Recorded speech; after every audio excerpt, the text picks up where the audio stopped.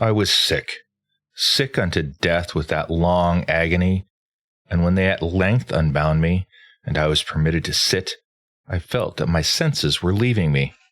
The last sentence of death, was the last distinct accentuation which reached my ears.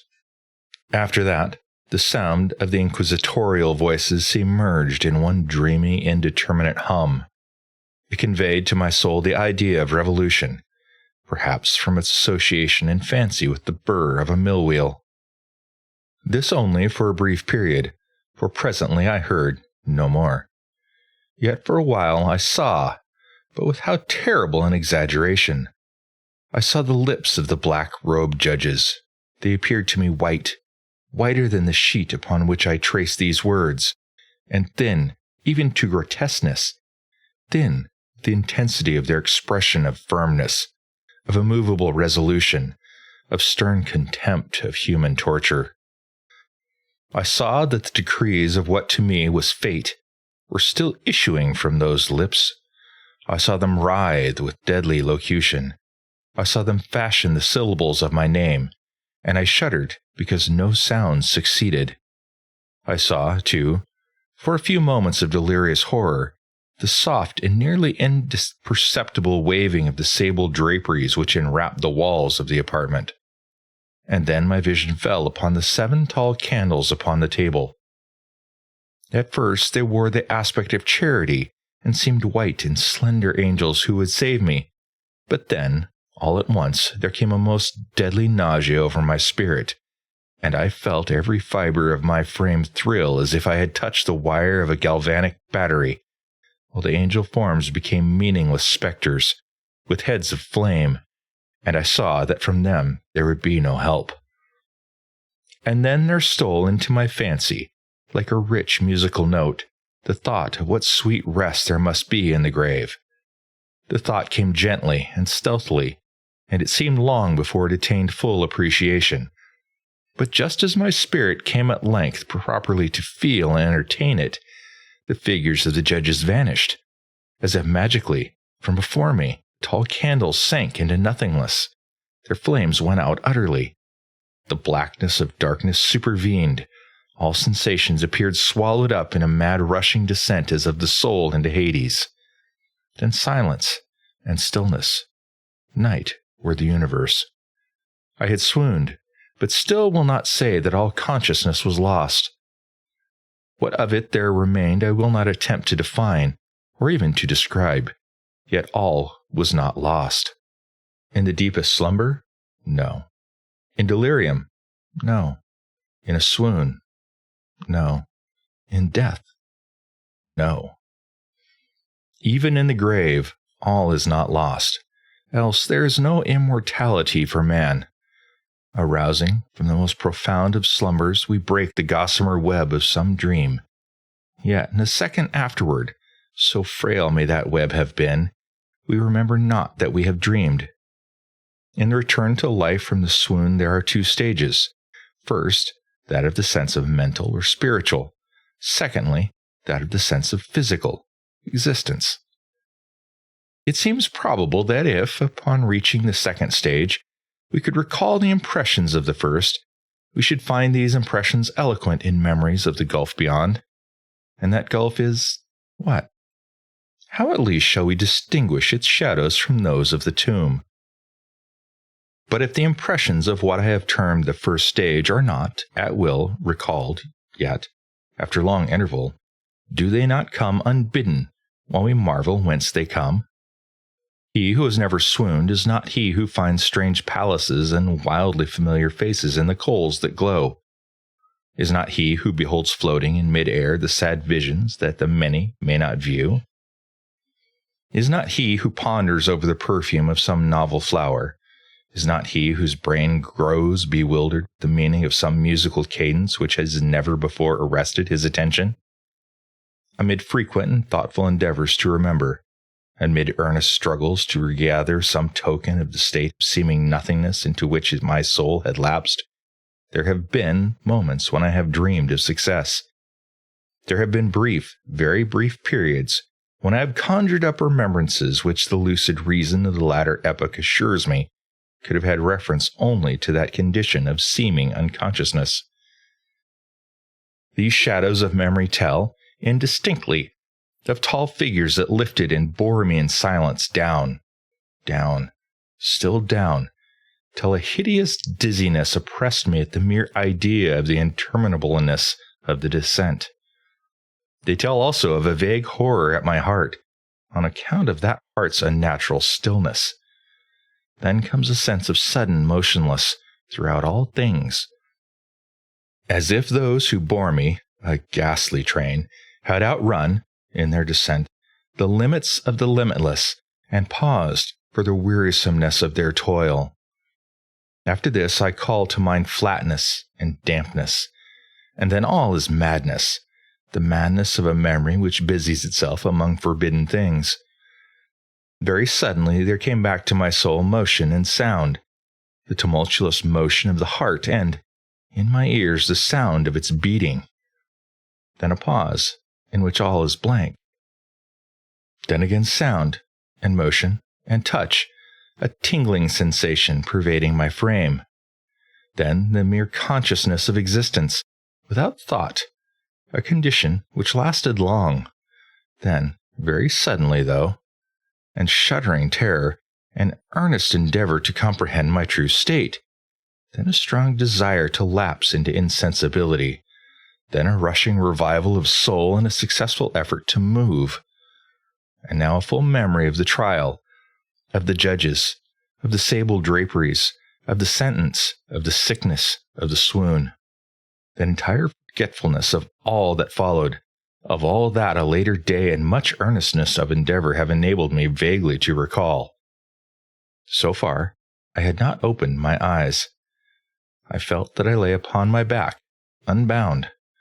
I reached out my hand, and it fell heavily upon something damp and hard. There, I suffered it to remain for many minutes, while I strove to imagine where and what I could be. I longed, yet dared not to employ my vision. I dreaded the first glance at objects around me. It was not that I feared to look upon these things horrible, but that I grew aghast lest there should be nothing to see. At length, with a wild desperation at heart, I quickly unclosed my eyes. My worst thoughts, then, were confirmed. The blackness of eternal night encompassed me. I struggled for breath. The intensity of the darkness seemed to oppress and stifle me. The atmosphere was intolerably close.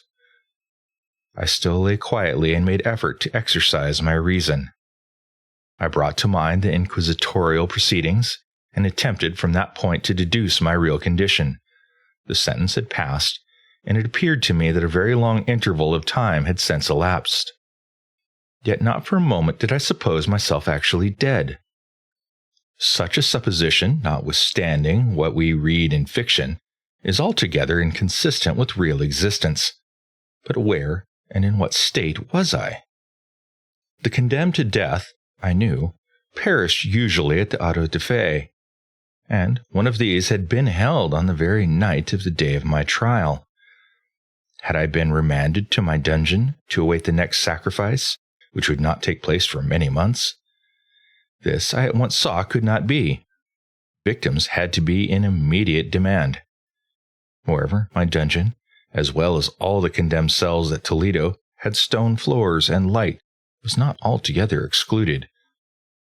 A fearful idea now suddenly drove the blood in torrents upon my heart, and for a brief period I once more relapsed into insensibility. Upon recovering, I at once started to my feet, trembling convulsively in every fibre. I thrust my arms wildly above and around me in all directions. I felt nothing, yet dreaded to move a step, lest I should be impeded by the walls of a tomb. Perspiration burst from every pore and stood in cold big beads upon my forehead. The agony of suspense grew at length intolerable, and I cautiously moved forward with my arms extended, and my eyes straining from their sockets, in the hope of catching some faint ray of light. I proceeded for many paces, but still all was blackness and vacancy. I breathed more freely. It seemed evident that mine was not, at least the most hideous of fates. And now, as I still continued to step cautiously onward, there came thronging upon my recollection 1,000 vague rumors of the horrors of Toledo. Of the dungeons, there had been strange things narrated, fables I had always deemed them, but yet strange and too ghastly to repeat, save in a whisper. Was I left to perish of starvation in this subterranean world of darkness? Or what fate, perhaps even more fearful, awaited me? That the result would be death, and a death of more than customary bitterness, I knew too well the character of my judges to doubt. The mode at the hour were all that occupied or distracted me. My outstretched hands at length encountered some solid obstruction. It was a wall, seemingly of smooth masonry, very smooth, slimy, and cold. I followed it up, stepping with all the careful distrust with me with certain antique narratives had inspired me. This process, however, afforded me no means of ascertaining the dimensions of my dungeon, as I might make its circuit and return to the point whence I set out, without being aware of the fact. So perfectly uniform seemed the wall. I therefore sought the knife which had been in my pocket, which led into the inquisitorial chamber, but it was gone. My clothes had been exchanged for a wrapper of coarse serge. I had thought of forcing my blade in some minute crevice of the masonry so as to identify my point of departure. The difficulty, nevertheless, was but trivial, although, in the disorder of my fancy, it seemed at first insuperable. I tore a part of the hem from my robe and placed the fragment at full length and at right angles to the wall. In groping my way around the prison, I could not fail to encounter this rag upon completing the circuit. So at last I thought, but I had not counted upon the extent of the dungeon or upon my own weakness. The ground was moist and slippery. I staggered onward for some time when I stumbled and fell.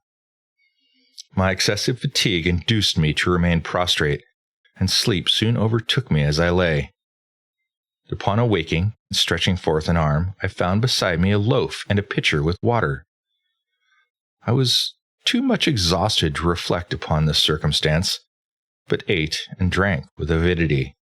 Shortly afterward I resumed my tour around the prison, and with much toil came at last upon the fragment of the serge. Up to the period when I fell I had counted 52 paces, and upon resuming my walk I had counted 48 more, when I arrived at the rag. There were in all, then, 100 paces, and, admitting 2 paces to the yard, I presumed the dungeon to be 50 yards in circuit. I had met, however, with many angles in the wall, and thus I could form no guess as to the shape of the vault, for vault I could not help supposing it to be. I had a little object, certainly no hope these researches, but a vague curiosity prompted me to continue them.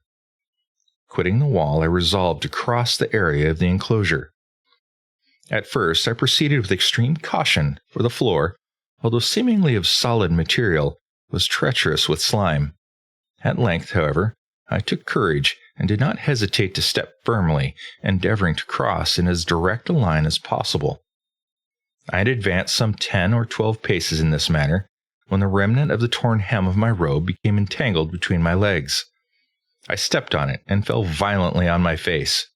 In the confusion attending my fall, I did not immediately apprehend a somewhat startling circumstance, which yet, in a few seconds afterwards, and while I still lay prostrate, arrested my attention. It was this.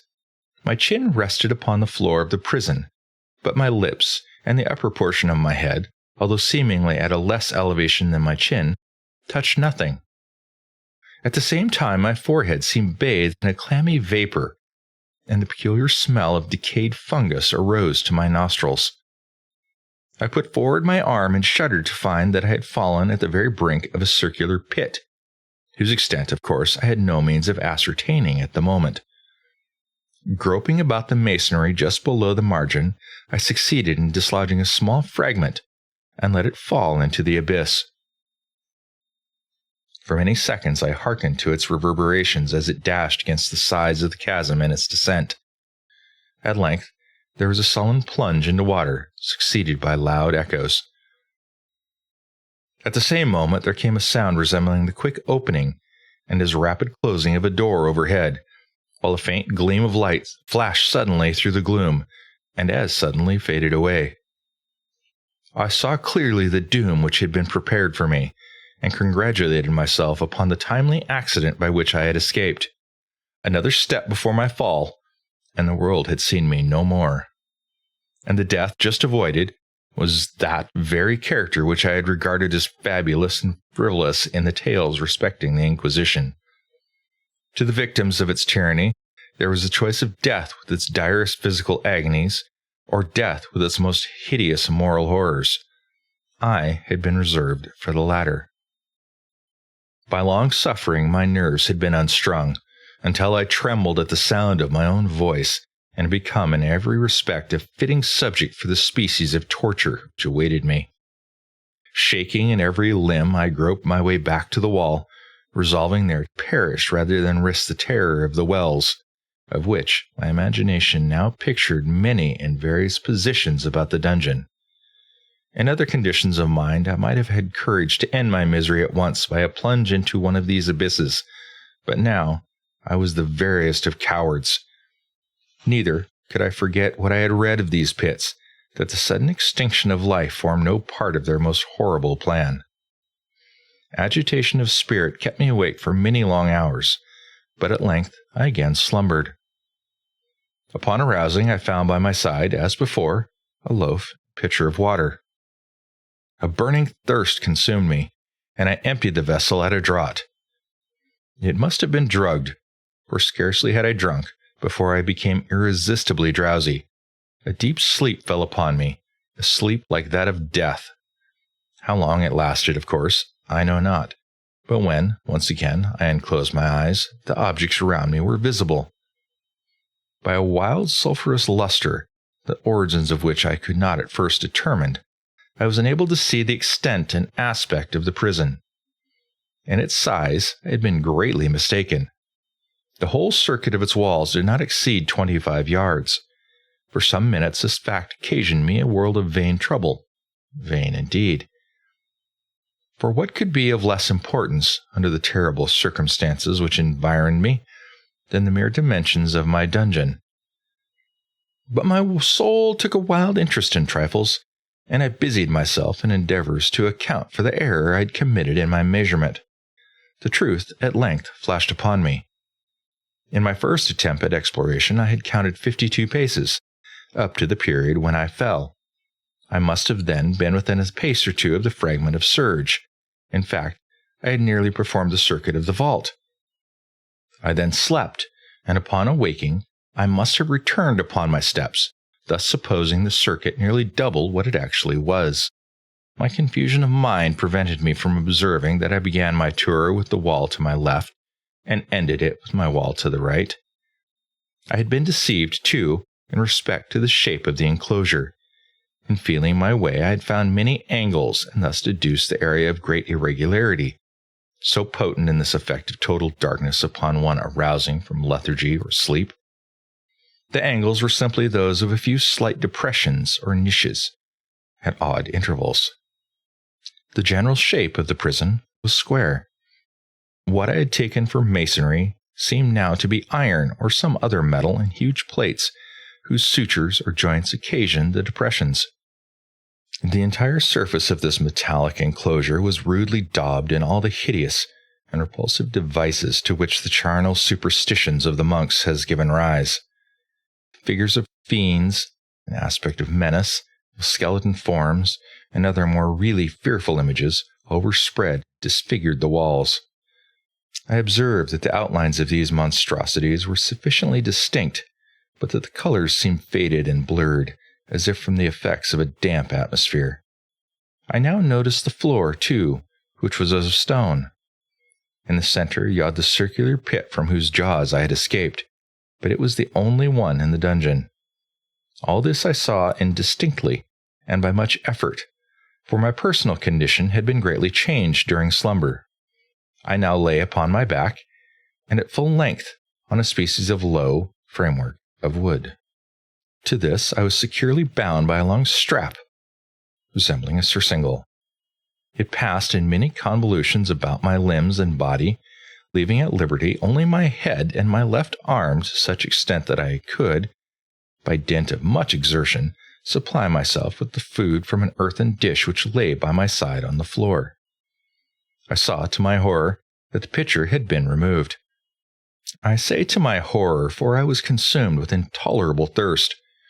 This thirst it appeared to be the design of my persecutors to stimulate, for the food in the dish was meat, pungently seasoned. Looking upward, I surveyed the ceiling of my prison. It was some 30 or 40 feet overhead, and constructed much as the side walls. In one of its panels a very singular figure riveted my whole attention. It was the painted figure of Time, as he is commonly represented, save that, in lieu of a scythe, he held what, at a casual glance, I supposed to be the pictured image of a huge pendulum, such as we see on antique clocks. There was something, however, in the appearance of this machine which caused me to regard it more attentively. While I gazed directly upward at it, for its position was immediately over my own, I fancied that I saw it in motion. In an instant afterward, the fancy was confirmed. Its sweep was brief, and of course slow. I watched it for some minutes, somewhat in fear, but more in wonder. Wearied at length with observing its dull movements, I turned my eyes upon the other objects in the cell. Slight noise attracted my notice, and, looking to the floor, I saw several enormous rats traversing it. They had issued from the well, which lay just within my view to the right. Even then, while I gazed, they came up in troops, hurriedly, with ravenous eyes, allured by the scent of meat. From this it required much effort and attention to scare them away. It might have been half an hour, perhaps even an hour, for I could take but imperfect note of time before I again cast my eyes upward. What I then saw confounded and amazed me. The sweep of the pendulum had increased in extent by nearly a yard. As a natural consequence, its velocity was also much greater. But what mainly disturbed me was the idea that it had perceptibly descended. I now observed, with what horror it is needless to say, that its nether extremity was formed of a crescent of glittering steel, about a foot in length from horn to horn, the horns upward, and the under edge evidently as keen as that of a razor. Like a razor also, it seemed massy and heavy, tapering from the edge into a solid and broad structure above. It was appended to a weighty rod of brass, and the whole hissed as it swung through the air. I could no longer doubt the doom prepared for me by monkish ingenuity and torture. My cognizance of the pit had become known to the inquisitorial agents, the pit whose horrors had been destined for so bold a recusant as myself, the pit typical of a hell, and regarded by rumor as the ultima thule of all their punishments. The plunge into the pit I had avoided by the merest of accidents. I knew that surprise, or entrapment into torment, formed an important portion of all the grotesqueries of these dungeon deaths. Having failed to fall, it was no part of the demon plan to hurl me into the abyss, and thus, there being no alternative, a different and milder destruction had waited me. Milder. I half smiled in agony as I thought of such application of such a term. What boots to tell of the long, long hours of horror more than mortal, during which I counted the rushing vibrations of steel, inch by inch, line by line, with the descent only appreciable at intervals that seemed ages. Down and still down it came. Days passed. It might have been that many days passed ere it swept so closely over me as to fan me with its acrid breath. The odor of its sharp steel forced itself into my nostrils. I prayed. I wearied heaven with my prayer for its more speedy descent. I grew frantically mad and struggled to force myself upward against the sweep of the fearful scimitar, and then I fell suddenly calm, and lay smiling at the glittering death, as a child at some rare bauble. There was another interval of utter insensibility. It was brief, for, Upon again lapsing into life, there had been no perceptual descent in the pendulum, though it might have been long, for I knew there were demons who took note of my swoon and could have arrested the vibration at pleasure. Upon my recovery, too, I felt very, inexpressibly sick and weak, as if through long inanition. Even amid the agonies of that period, the human nature craved food. With painful effort, I outstretched my left arm as far as my bonds permitted and took possession of the small remnants which had been spared me by the rats. As I put a portion of it within my lips, there rushed to the mind a half-formed thought of joy, of hope. Yet what business had I with hope? It was, as I say, a half-formed thought. Man has many such which are never completed. I felt that it was of joy, of hope, but felt also that it had perished in its formation. In vain I struggled to perfect, to regain it. Long suffering had nearly annihilated all my ordinary powers of mind. I was an imbecile, an idiot. The vibration of the pendulum was at right angles to my length. I saw that the crescent was designed to cross the region of the heart. It would fray the serge of my robe. It would return and repeat its operations again and again. Notwithstanding terrifically wide sweep, some 30 feet or more, and the hissing vigor of its descent, sufficient to sunder these very walls of iron, still, the fraying of my robe would be all that, for several minutes, it would accomplish. And at this thought I paused. I dared not go farther than this reflection. I dwelt upon it with the pertinacity of attention, as if, in so dwelling, I could arrest here the descent of the steel. I forced myself to ponder upon the sound of the crescent as it should pass across the garment, upon the peculiar thrilling sensation which the friction of cloth produces on the nerves. I pondered upon all this frivolity until my teeth were on edge. Down, steadily down it crept. I took a frenzied pleasure in contrasting its downward with its lateral velocity, to the right, to the left, far and wide, with the shriek of a damned spirit, to my heart, with the stealthy pace of the tiger. I alternately laughed and howled as the one or the other idea grew predominant. Down, certainly, relentlessly, down. It vibrated within 3 inches of my bosom. I struggled violently, furiously, to free my left arm. This was free only from the elbow to the hand. I could reach the latter from the platter beside me to my mouth with great effort, but no farther. Could I have broken the fastenings above the elbow, I would have seized and attempted to arrest the pendulum. I might as well have attempted to arrest an avalanche. Down, still unceasingly, still inevitably down. I gasped and struggled at each vibration. I shrunk convulsively at its every sweep. My eyes followed its outward and upward whirls with the eagerness of the most unmeaning despair.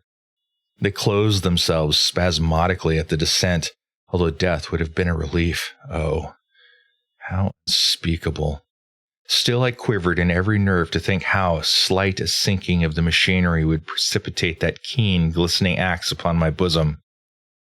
It was hope that prompted the nerve to quiver, the frame to shrink. It was hope, the hope that triumphs on the rack, that whispers to the death-condemned even in the dungeons of the Inquisition. I saw that some 10 or 12 vibrations would bring the steel in actual contact with my robe, and with this observation there suddenly came over my spirit all the keen, collected calmness of despair. For the first time during my many hours, or perhaps days, I thought. It now occurred to me that the bandage or surcingle which enveloped me was unique. I was tied by no separate cord. The first stroke of the razor-like crescent athwartward any portions of the band would so detach it that it might be unwound from my person by means of my left hand. But how fearful, in that case, the proximity of the steel! The result of the slightest struggle, how deadly!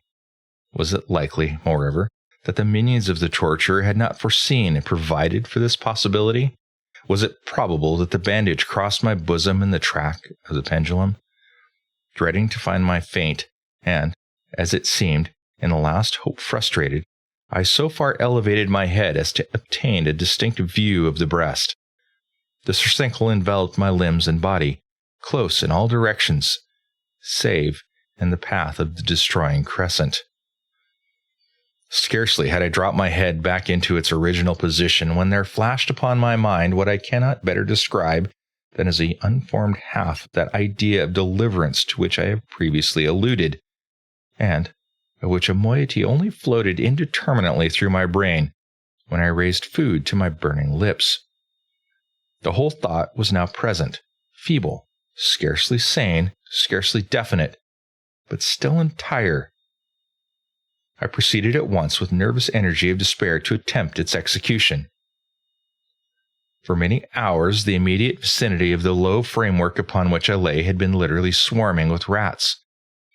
They were wild, bold, ravenous, their red eyes glaring upon me as if they waited but for motionlessness on my part to make me their prey.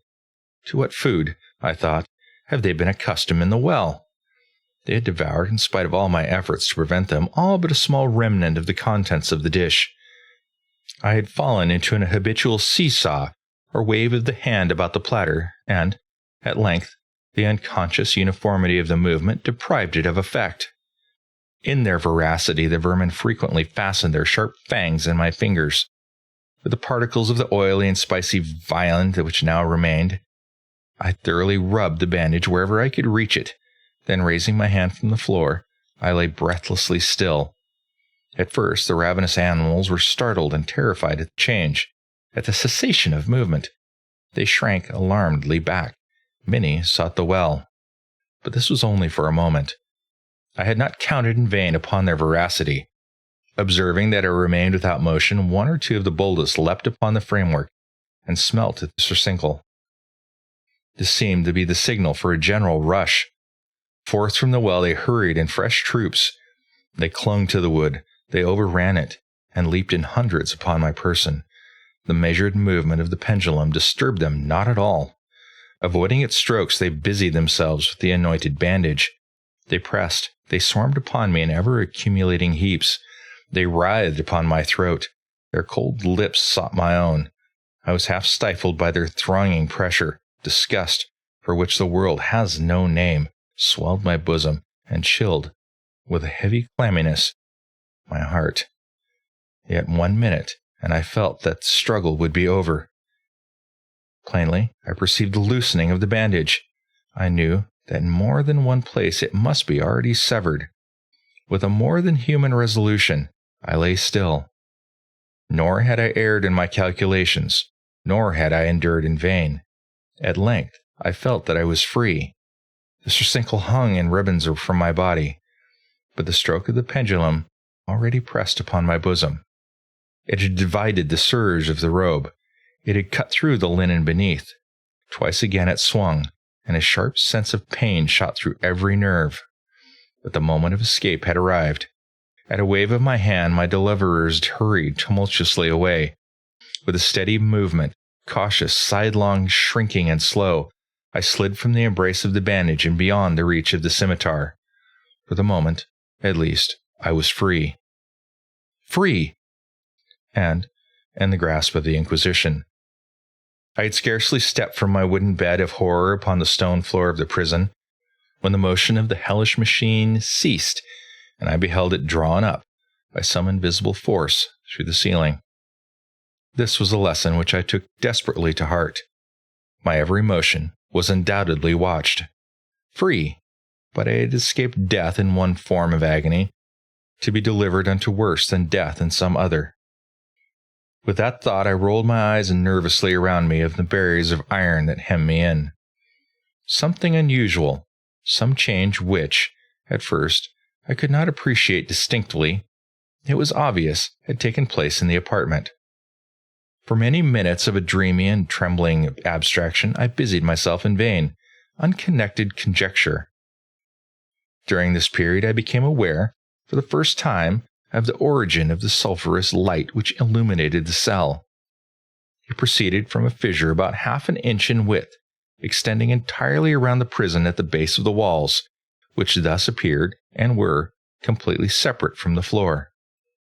I endeavored, but of course in vain, to look through the aperture.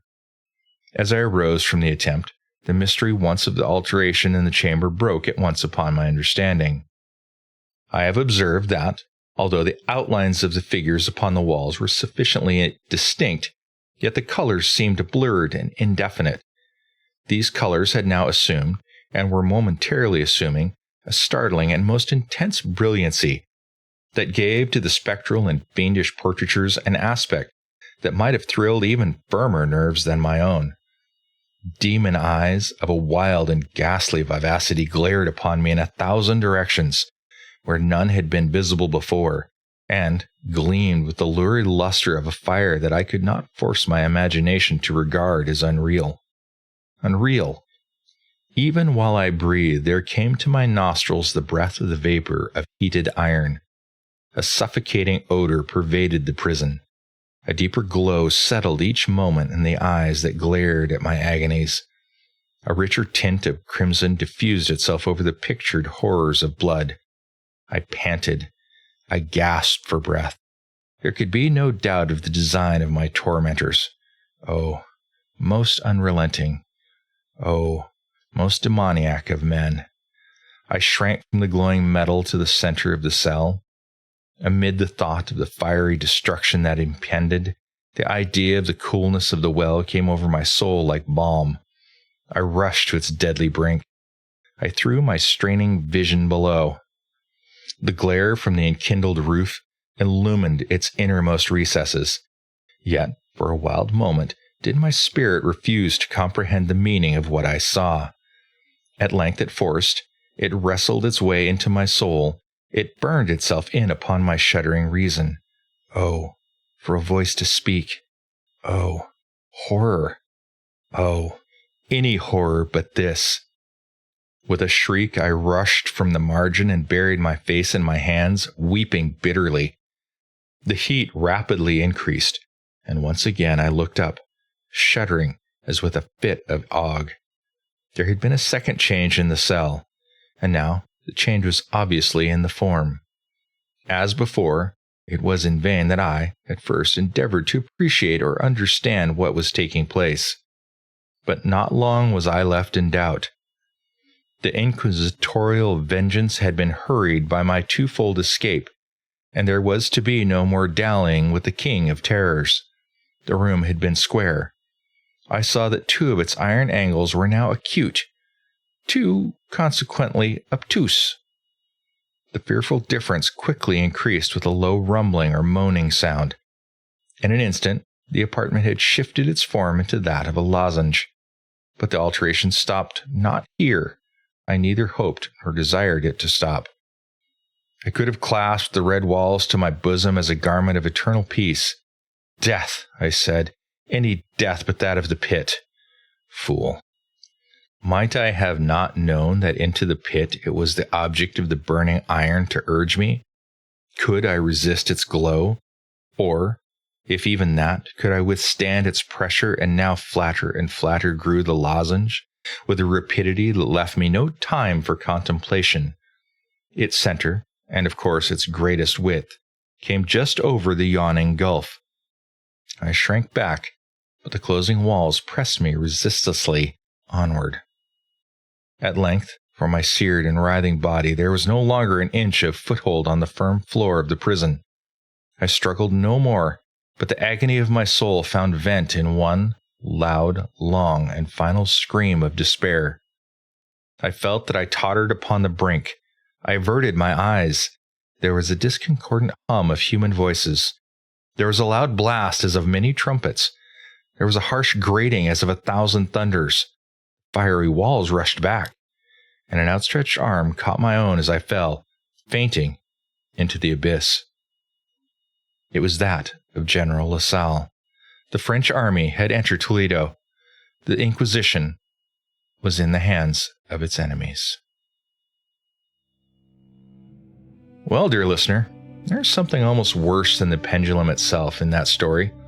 It is the waiting, the not knowing when or how the end will come. Poe understood that dread is rarely about the blade. It is about watching it swing. If you were in that cell, in absolute darkness, not knowing whether the next sound was a rat, a wall, or your own executioner, what would keep you sane? Let me know in the comments. If that story sent shivers down your spine, be sure to hit that like button. If you want to hear what's coming before the rest of the world does, consider becoming a member on our Ko-fi. Members get early access to new narrations. This channel is listener funded, and I'm grateful for every one of you who keeps the shadows alive. Have you got a story of your own you'd like me to consider reading? Send it in to stories@silasdarkwood.com. Now, before you go, there's a card on your screen with another great story that YouTube thinks you'll enjoy. Until next time, dear listeners, stay spooky, and I'll be haunting your feet again soon.